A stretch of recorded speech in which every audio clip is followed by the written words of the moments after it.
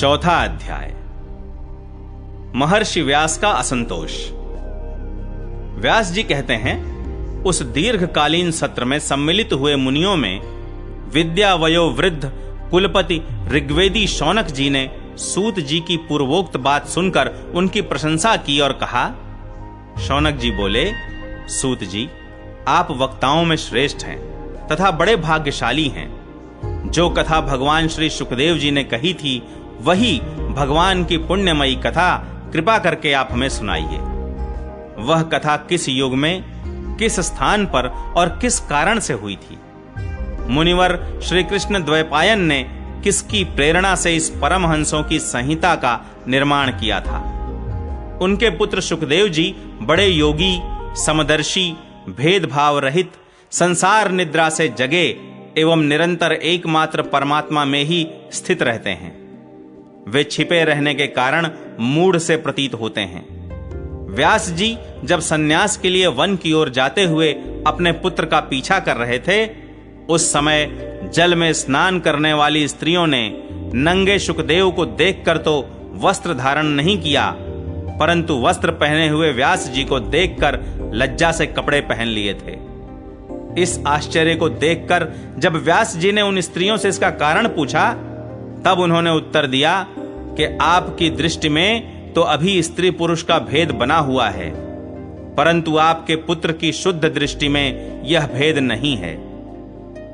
कुरुजांगल देश में पहुंचकर हस्तिनापुर में वे पागल, गूंगे तथा जड़ के समान विचरते होंगे। नगर वासियों ने उन्हें कैसे पहचाना? पांडवनंदन राजर्षि परीक्षित का इन मौनी सुखदेव जी के साथ संवाद कैसे हुआ, जिसमें यह भागवत संहिता कही गई? महाभाग श्री सुखदेव जी तो गृहस्थों के घरों को तीर्थ स्वरूप बना देने के लिए उतनी ही देर उनके दरवाजे पर रहते हैं जितनी देर में एक गाय दुही जाती है।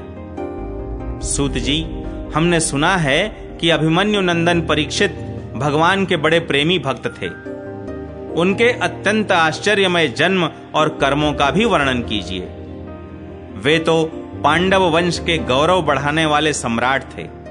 वे भला किस कारण से साम्राज्य लक्ष्मी का परित्याग करके गंगा तट पर मृत्यु पर्यंत अनशन का व्रत लेकर बैठे थे? शत्रुगण अपने भले के लिए बहुत सा धन लाकर उनके चरण रखने की चौकी को नमस्कार करते थे। वे एक वीर युवक थे। उन्होंने उस दुस्त्यज लक्ष्मी को अपने प्राणों के साथ भला क्यों त्याग देने की इच्छा की? जिन लोगों का जीवन भगवान के आश्रित है, वे तो संसार के परम कल्याण, अभ्युदय और समृद्धि के लिए ही जीवन धारण करते हैं। उसमें उनका अपना कोई स्वार्थ नहीं होता। उनका शरीर तो दूसरों के हित के लिए था। उन्होंने विरक्त होकर उसका परित्याग क्यों किया?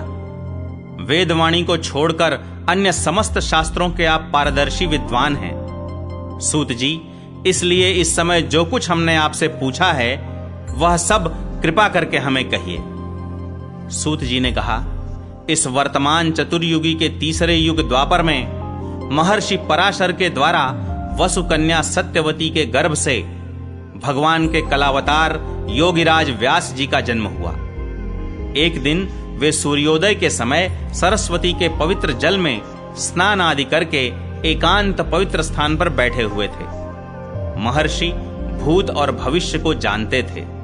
उनकी दृष्टि अचूक थी। उन्होंने देखा कि जिसको लोग जान नहीं पाते, ऐसे समय के फेर से प्रत्येक युग में धर्म संकरता और उसके प्रभाव से भौतिक वस्तुओं की भी शक्ति का ह्रास होता रहता है।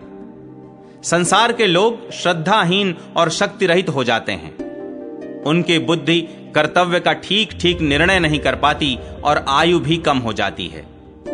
लोगों की इस भाग्यहीनता को देखकर उन मुनीश्वर ने अपनी दिव्य दृष्टि से समस्त वर्णों और आश्रमों का हित कैसे हो, इस पर विचार किया। उन्होंने सोचा कि वेदोक्त चातुर्होत्र कर्म लोगों का हृदय शुद्ध करने वाला है। इस दृष्टि से यज्ञों का विस्तार करने के लिए उन्होंने एक ही वेद के 4 विभाग कर दिए। व्यास जी के द्वारा ऋक्, यजुः, साम और अथर्व, इन 4 वेदों का उद्धार हुआ। इतिहास और पुराणों को पांचवां वेद कहा जाता है।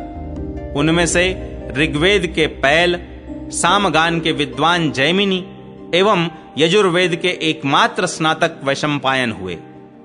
अथर्ववेद में प्रवीण हुए दरुण नंदन सुमंतु मुनि। इतिहास और पुराणों के स्नातक मेरे पिता रोमहर्षण थे। इन पूर्वोक्त ऋषियों ने अपनी अपनी शाखा को और भी अनेक भागों में विभक्त कर दिया। इस प्रकार शिष्य, प्रशिष्य और उनके शिष्यों द्वारा वेदों की बहुत सी शाखाएं बन गईं। कम समझ वाले पुरुषों पर कृपा करके भगवान वेद व्यास ने इसलिए ऐसा विभाग कर दिया कि जिन लोगों को स्मरण शक्ति नहीं है या कम है, वे भी वेदों को धारण कर सकें। स्त्री, शूद्र और पतित द्विजाति तीनों ही वेद श्रवण के अधिकारी नहीं हैं। इसलिए वे कल्याणकारी शास्त्रोक्त कर्मों के आचरण में भूल कर बैठते हैं। अब इसके द्वारा उनका भी कल्याण हो जाए, यह सोचकर महामुनि व्यास जी ने बड़ी कृपा करके महाभारत इतिहास की रचना की। शौनकादि ऋषियों, यद्यपि व्यास जी इस प्रकार अपनी पूरी शक्ति से सदा सर्वदा प्राणियों के कल्याण में ही लगे रहे, तथापि उनके हृदय को संतोष नहीं हुआ। उनका मन कुछ खिन्न सा हो गया। सरस्वती नदी के पवित्र तट पर एकांत में बैठकर धर्मवेत्ता व्यास जी मन ही मन विचार करते हुए इस प्रकार कहने लगे, मैंने निष्कपट भाव से ब्रह्मचर्यादि व्रतों का पालन करते हुए वेद, गुरुजन और अग्नियों का सम्मान किया है और उनकी आज्ञा का पालन किया है। महाभारत की रचना के बहाने मैंने वेद के अर्थ को खोल दिया है, जिससे स्त्री, शूद्र आदि भी अपने अपने धर्म कर्म का ज्ञान प्राप्त कर लेते हैं। यद्यपि मैं ब्रह्म तेज से संपन्न एवं समर्थ हूं, तथापि मेरा हृदय कुछ अपूर्ण काम सा जान पड़ता है। अवश्य ही अब तक मैंने भगवान को प्राप्त कराने वाले धर्मों का प्रायः निरूपण नहीं किया है। वे ही धर्म परमहंसों को प्रिय हैं और वे ही भगवान को भी प्रिय हैं। हो न हो मेरी अपूर्णता का यही कारण है। श्री कृष्ण द्वैपायन व्यास इस प्रकार अपने को अपूर्ण सा मानकर जब खिन्न हो रहे थे, उसी समय पूर्वोक्त आश्रम पर देवर्षि नारद जी आ पहुंचे। उन्हें आया देख व्यास जी तुरंत खड़े हो गए। उन्होंने देवताओं के द्वारा सम्मानित देवर्षि नारद की विधि पूर्वक पूजा की।